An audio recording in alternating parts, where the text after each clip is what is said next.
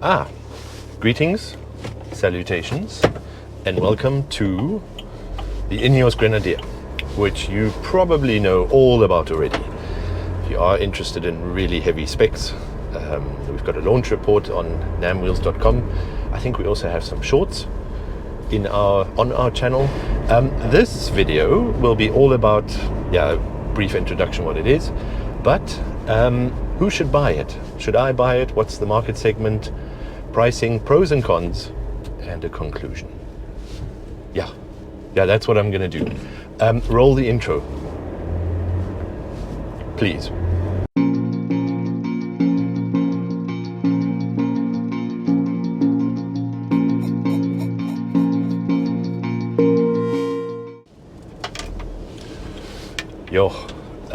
I was going to film outside, but we currently have gale force winds. Absolutely horrible. My mics aren't going to cope.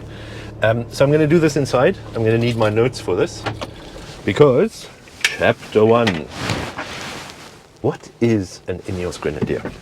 So in a nutshell, it's basically like an old Defender, but completely new. Ineos is actually a chemicals company, and they've got a genius billionaire owner who wanted to keep building the Defender. So he went to Land Rover and said, hey, can I have the tooling and the factories? And they said, no. So like most genius billionaires, he got a tad upset and he built his own. He built this car from scratch. Ineos Automotive, it's a whole new company. And by the way, absolutely nothing on this car lines up or works with a Land Rover, with a Defender. It may resemble it. There was even a lawsuit, but they lost that. Nothing on this car works. Even the wheels. These are 6 nut or whatever. Land Rovers are 5. Nothing is interchangeable. This is a completely new car. It's still a rugged 4x4, but of course with refinement and luxury. So that's what they were going for. They wanted to modernize the Defender, keep it old school 4x4 or 4-wheel drive, but add modern luxuries to it. And I've been saying this for a few years. It feels like a mix between an old Defender and a new Mercedes G-Wagon, Geländewagen. I've owned 1 or 2 Defenders. My folks still have one. I grew up with them. They are moody. They have their pros and cons. But this car feels more like an old Defender grandpa got into a broom cupboard with a beautiful young Hollywood G-Wagon, and this came out. That's pretty much what it feels like. Anyway, other G-Wagon trademarks are the door seals. You can't just close this door. Nope, that's still open. Nope, that's still open. Wait for it. Now it's closed. Also, the exterior door handles are not like a Defender, they're more like a G-Wagon. Anyway, power in these comes from a BMW 3-litre inline 6 engine. You have a choice of 2 engines, the B57 turbo diesel or the B58 turbo petrol. Both are 3-litre inline 6s. The price stays the same, it's just your choice. They have been detuned for this car to add, I guess, longevity and a bit more leisurely off-road performance. The turbo diesel is 183 kilowatts and 550 newton meters. The turbo petrol is 210 kilowatts and 450 newton meters. Both of which, all of that actually is very impressive. So that's one thing. These cars are not slow. They are heavy, but they have a decent power to weight ratio, and they've got more than enough power to go off-roading. Right, they all come with a ZF 8-speed automatic gearbox, also tuned for this car. 2 different states of tunes for the different engines, but also made for torque and pulling and towing and slow crawling rather than off-road sprinting or racing or anything like that. They've got a mechanical low-range transfer case by a company called Tremec, and they're all permanent 4-wheel drive. I'll put in some B-roll as I'm talking along. You'll see that the gear lever is straight off a BMW. Was probably the easiest because they come with BMW engines. They put a similar ZF 8-speed gearbox in because BMW uses those too. And then the low-range, high, low-range and lock central transfer case lock lever looks a little bit like that of a Land Rover. I'm sure it isn't, but it resembles one. Right, and by the way, as we found out on the launch, it is possible to grind the gearbox. If you get the sequence wrong with the transfer case lever, you can actually grind the automatic gearbox. bit of advice there. Right, this car has solid axles. They are by Carraro. Carraro sounds Italian. They are suspended on 5-link Eibach coil suspension, lots of travel. You have optional front and rear diff locks, except on 1 or 2 of the models it comes as standard, but you can opt for just the central transfer case lock. But I would highly recommend, because this is an off-roader, to go for the front and rear diff locks as well. It's a ladder frame chassis, it's a boxy body, and you have a choice of knobbly tires. Again, the fancier version, we'll get to that now, has semi-off-road, semi-on-road tires, and then the proper version, although you can also spec it, the off-roady version has BF Goodrich mud terrain woo-woo tires. The other ones, I believe, are Bridgestone. Now, you also get electronic off-road assistance systems. So it has quite a few things to help you out electronically, with the traction control and the stability control to help you go off-road. At the moment, I hope I get this right, there are 2 body shapes. There's the Grenadier station wagon and the Grenadier Quartermaster, which is a double cab pickup. We also went on the launch of that, www.namwheels.com. Thank you. There are 3 to 4 trim levels. You've got the base model, the Fieldmaster, which is more off-road biased, and the Trialmaster, which is more luxury trim. That's the one we have here. And then at the moment there's a special edition to celebrate some clothing brand, at the 1924 special edition. But I don't know how long that will be available. Check your website, just go Ineos Grenadier, Google it, search it, and it should come up. Right, lastly you've got 11 exterior colors. Red is a new one. The others are all white, sandy beige that we have. It's called Magic Mushroom, I think. The blue, which is quite fun, and a little nod to Land Rovers of the 60s. What else is there? Oh, you had a lot of like black, grey, green, red, and blue, but all of those are black, black, black, black, and black. There's a silver, which has a little blue tint in it, and now, as I said, there's a red. Interior, depending on model, you have cloth or fabric, or the choice of leather, and the leather is available in full black, as in this car, or in tuxedo, which is deeply impractical for a rugged 4x4. Next. Right, chapter 2. Who should buy one? Well, obviously old Land Rover fans, or old Defender fans. There are companies that are modernizing new Defenders, but they are horribly expensive, and it is still based on a very old vehicle. Land Cruiser people, if for some reason you don't like your Cruiser, or you want a bit of change and you don't like the idea of looking for your car in a parking lot, because Cruisers are so popular here in the southern hemisphere, this might be an option. And then of course Geländewagen fans, G-Wagon, the Mercedes G-Wagon, for 2 reasons you might want to have one of these. First of all, the G-Wagon is horribly expensive, and secondly, it's become rather fancy. It's capable, but it's not as rugged as this. The target market is obviously hardcore 4x4 enthusiasts, including safari fans, campers, caravanners, equestrians, so horsey people, overlanders, greenlanders, old Defender at the back, green laners, and other explorers, people who are just adventurous and want to go out and about. That is who this car is aimed at. Also, I'd like to mention remote workers, people who actually work in very rough terrains, whose cars take quite a beating. This thing feels so substantial. I reckon this can do many, many years of hard, I don't know, mountain work or up a ravine and all of that. Also excellent for wading, sand, rubber, actually can do anything. Otherwise, it could be a 3rd or 4th vehicle for an adventurous family, or a 2nd or only car for dinks or retirees. Someone who just wants to take the car out to go on adventures. It is not a good idea to buy this as your only car, especially if you commute into town and you're on the highways all the time, because it's got a very wide turning radius, which makes it difficult to park. It's got wonky handling, noisy tires, it's quite thirsty, it's very heavy, and all of that will become very tiresome very quickly. One last thing before we move on. If anyone cracks a Landy joke, a Land Rover, if they see this car and go, oil leak, broken down. Unfriend them immediately. Remove them from your life for two reasons. First of all, they have no clue about cars because this is not a Land Rover. It's extremely far removed from one. And two, they have no manners.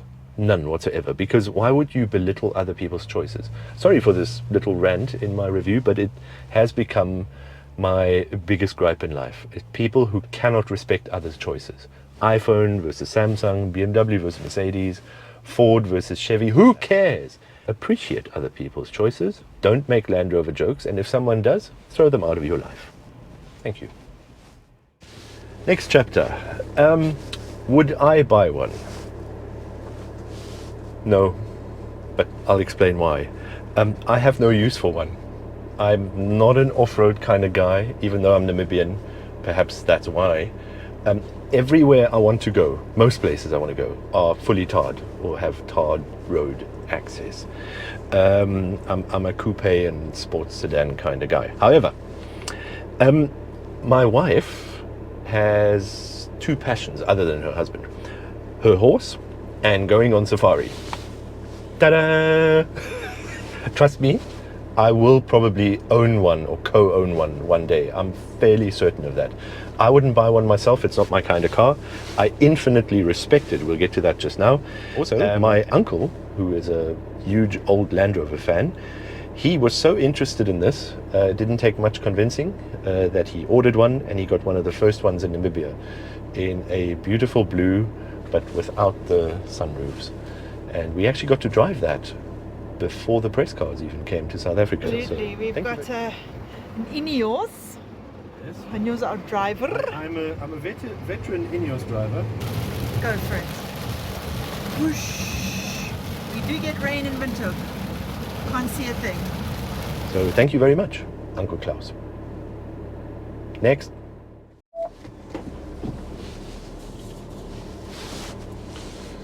Okay. Next, pricing. So unfortunately these are reasonably expensive, but they are roughly the same price as a 3-litre BMW X5 or Land Rover Defender 110. The Grenadier range, the station wagon, starts at 1.7 million rand. To stick with the more rugged 4x4 types, a G400D, that's the entry-level Mercedes-Benz Geländewagen in southern Africa, that starts at 3.4 million rand, which is exactly double. So a G-Wagon costs double in our area. The Land Cruiser 76 station wagon with the new 2.8 litre engine is almost 3 litres, but keep in mind it's a 4-cylinder and it's a much, much older vehicle. That is 1.1 million rand. And that's probably part of the Grenadier's biggest problem is Toyota. Not just their pricing, but their market share and after-sales backup and dealer network in our area.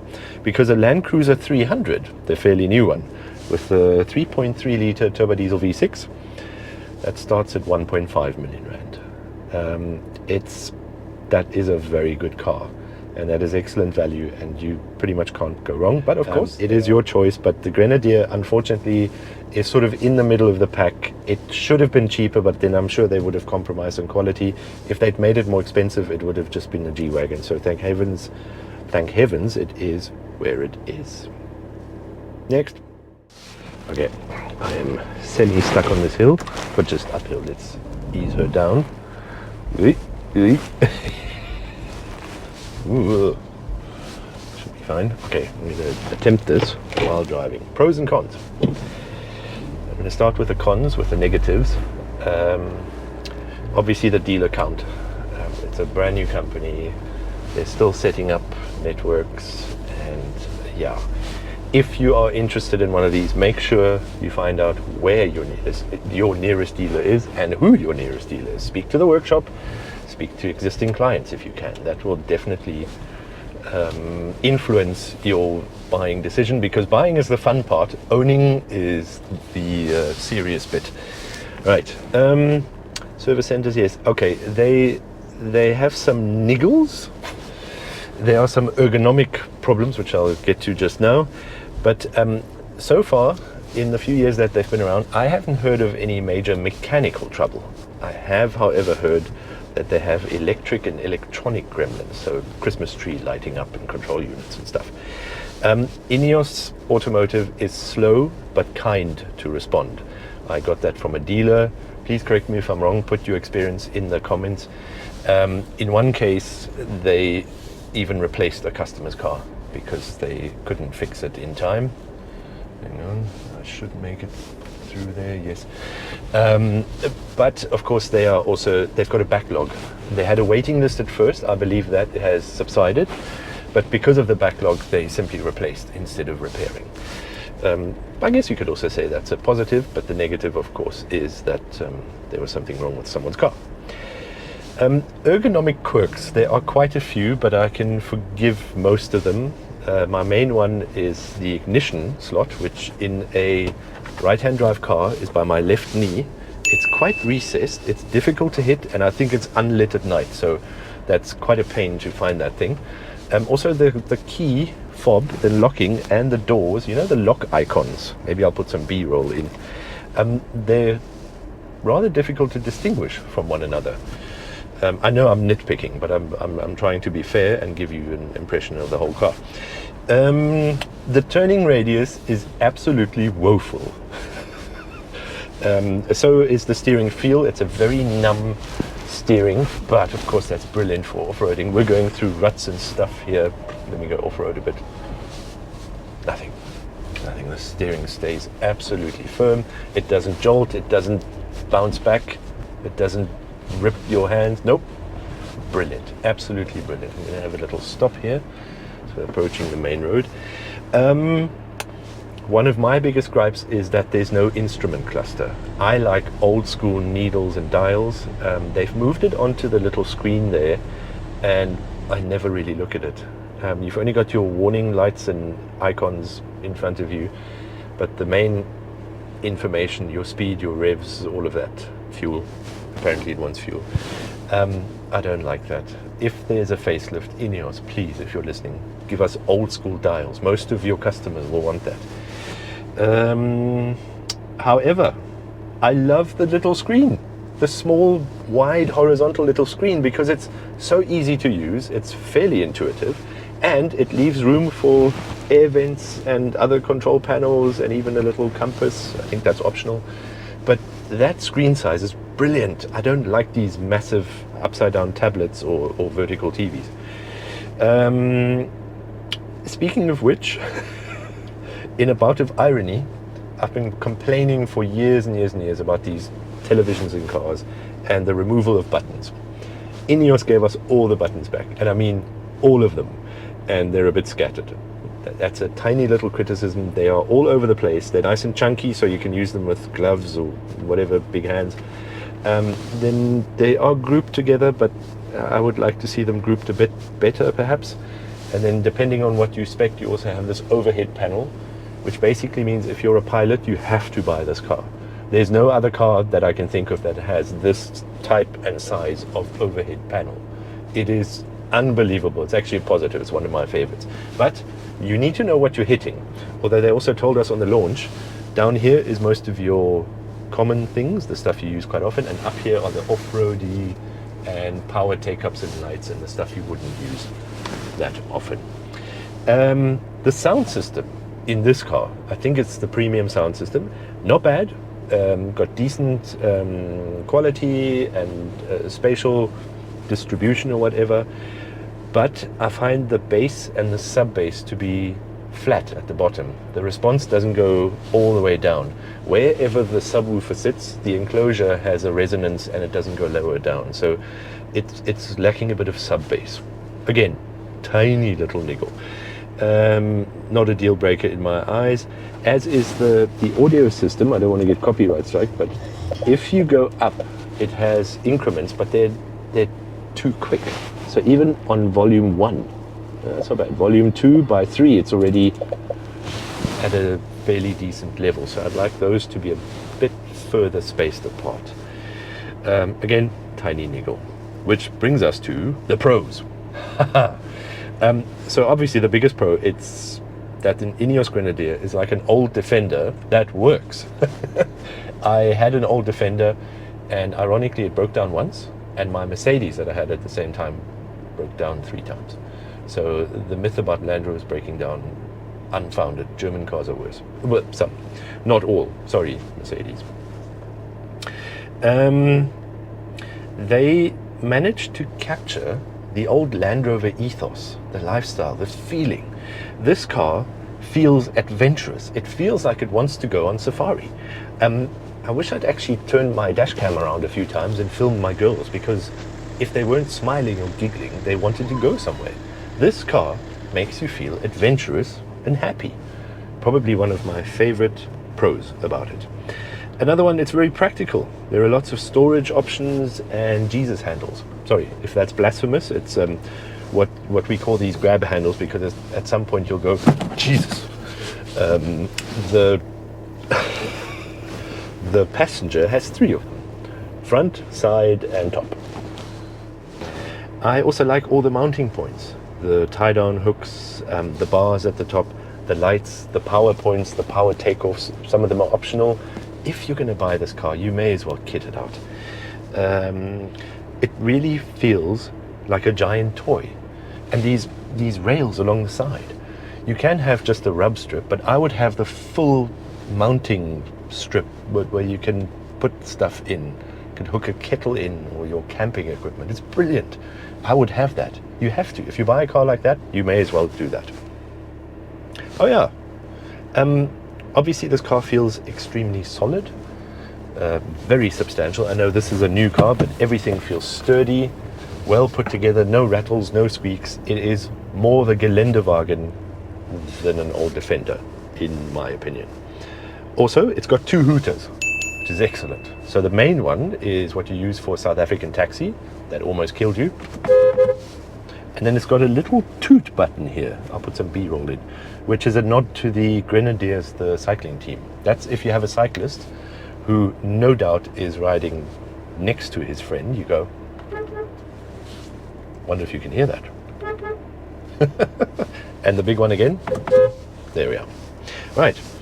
The seats are excellent. I know they've had issues with Recaro and everything, but these seats are brilliant. Oh, they would be wonderful for long distance touring, I'm sure. I love the twin safari roofs. These things here, I wonder if you can see it. They flip open, and then you can unlock it there as well and manually take it out, and then you've got 2 holes in the roof, which I absolutely adore. One of my favorite features about this car. By the way, those are tinted in this vehicle. I believe they do that with all Southern African cars, because at the international launch, the UK engineers said, yeah, we've got these glass roofs, and we all asked about the sun, and they went, the what? So yeah, you can tint them. This has got a very dark tint on it. You're going to have to do that if you buy one of these. The next thing I love is all the off-road settings. Again, the purpose of this car was to be the best off-roader ever, and they got that right. It's got off-road modes, various settings. Downhill, it's got a wading mode, which turns off the fans and the seat heaters in case your bum gets wet. You don't get a shock or electrocuted. I love that. I also like the info screens in this tiny, comparably tiny infotainment screen. There's an off-road setting, or off-road mode, where you can see all your temperatures and angles and pressures, everything. Okay, it takes a while to learn. Attitude, temperature, pathfinder, you can put like breadcrumbs, statistics, electrical, wonderful. It's exactly what you want in such a specialized vehicle as this. The engines are excellent. Obviously, it's the legendary 3-liter BMW motors. They are detuned for 4x4 use, but they are still very, very beefy. Trust me. They're torquey. They've just got so much torque. You don't really need to rev them, and they sound great. As I said in the launch report as well, I prefer the turbo diesel sound to the turbo petrol, but if you're in Namibia and you want your turbo petrol to be a little bit faster and noisier, I'm sure someone there can help you. Maybe I'll put a little clip in now. Hello and welcome to an Ineos Grenadier, Windhoek and free flow.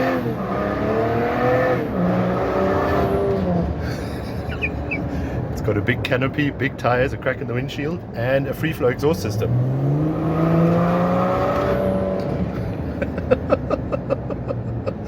What fun. Please drive safely.